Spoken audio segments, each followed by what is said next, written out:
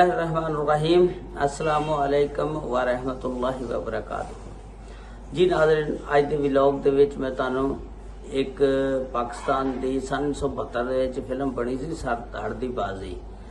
ਉਹਦੇ ਵਿੱਚ एक ऐसा गाना सी कि ਜਿਹੜੀਆਂ दो अदाकारां दे दरम्यान उस गाने की वजह ना फड़ा पै गया। वो दोनों एक दूजे नाल जिद करन लग पईयां कि ये गाना मेरे उत्ते पिक्चराइज किया जाए, दूसरी कहन लगी मेरे उत्ते पिक्चराइज किया जाए। ते इस फिल्म के डायरैक्टर सी हसन अस्करी। इसकी मुकम्मल तफसीलात अज की इस वीडियो के विच मैं तुहानू दसांगा। लो जी, चैनल ते नवें ते चैनल नूं सबसक्राइब लाइक शेयर जरूर कर दिया करो। तुहाडीआं मुहब्बतां दा बड़ा शुक्रिया। नाल नाल घंटी के बटन नूं भी दब दिया करो ताकि जिहड़ा भी नोटिफिकेशन तुहाडे को नवां आवे पहुंच सके। ये फिल्म सन 1972 दे विच सी सरदार दी बाजी। इहदे विच अदाकार शहाद ते नाल इहदे आलिया बेगम हुंदी आ ते दूसरी जोड़ी हुंदी आ इकबाल हसन दी ते रोजीना दी। तीसरी जोड़ी हुंदी आ सुल्तान राई साहब दी ते नहीद दी। ते ये फिल्म जिहड़ी सी और बड़ी उस वेले सुपर हिट हो गई सी फिल्म। इहदे गाने भी बड़े सुपर हिट सी ते वो गाना जिहड़ा सी जिहदी वजह नाल दोनों अदाकारां दे दरम्यान फड़ा बन गया। हसन अस्करी साहब ने जिस वेले फिल्म बनाई, जिस वेले ये गाना फरमाने दा टाइम आया, पिक्चराइज गाना करवाना सी ते वो दोनों अदाकारा फिर आपस विच ही लड़ पईयां। हसन अस्करी अगे वेर गईयां। हसन अस्करी नूं कहण लगियां कि गाना मेरे ते पिक्चराइज किया जाए, दूसरी कहण लगी मेरे ते। हुण हसन अस्करी इस गल दे विच आके बड़ा परेशान हो गया। उन्होंने कहा चंगा यार, मैं फिल्म बनाने लगा, डायरैक्टर मैं हाँ, इन्हों ने अपना मुआवजा सिर्फ लेना, ये मैनू तो थले लाने लगियां ने ते मैनू नीचा दिखा रही ने। दोनों आपस में बहस कर लग पईयां। वो कहती जी ये गाना जे तुसी अदाकारा रोजीना कहन लगियां मेरे ते ना फिल्माया गया, मैं फिल्म दे विच नहीं काम करना।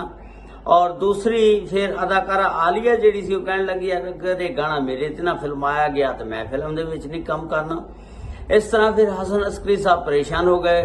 फिल्म की शूटिंग रुक गई क्योंकि वो गाने का फैसला ही नहीं सी हो रहा, ये गाना किहड़ी अदाकारा ते फिल्माना सी ते जिहदी वजह नाल फिर ये फिल्म काफ़ी देर रुकी रही।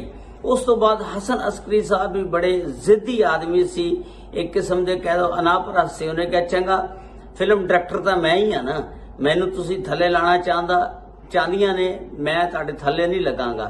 उसने फिल्म की शूटिंग रोकती। उस तो बाद कहानी दे विच थोड़ी जी रद्दो बदल की, रद्दो बदल करके ते उस गाने नूं जिहड़ा फिर तीसरे जिहड़े नंबर ते हुंदे ने सुल्तान राई साहब और नहीद ते हसन अस्करी साहब ने उन्होंने उत्ते गाना फरमाता। उन्हें कहा खाओ खसमा तुसीं दोनों जणियां लो, मैं गाना सुल्तान राई और नहीद उत्ते फिल्मा देना। ते इस तरह करके वो फिर गाना जिहड़ा सुल्तान राई और नहीद अख्तर उत्ते फिल्माया गया सी ते इस तरह फिर वो फिल्म मुकम्मल हो गई सी। ते फिर जदों दो तरह की लड़ाई हो फिर दोनों नूं छड्ड देना चाहिए। चलो जी, वो दोनों की जिद सी ना, वो कहती मेरे ते फिल्माओ, कहती मेरे ते फिल्माओ। हसन अस्करी साहब एडे अच्छे और जहीन आदमी से, उन्होंने कहा लो जी दोनों तुम साइड ते हो जाओ, मैं ये गाना नहीद ते फिल्मा देना। इस तरह यह गाना नहीद और सुल्तान राई साहब ते फिल्माया गया सी। सुल्तान राई साहब ने इहदे विच बहुत अच्छा किरदार अदा किया ते दे लो तुसी अदाकार शहाद और आलिया बहुत बड़े तुसी कह लो हीरो सी उस वेले, लेकिन ये गाना फिर इन्हां ते फिल्माया गया और फिर ये फिल्म हिट हो गई सी। वो गाना ये सी कि ये वेला है दुख सुख फोलण दा।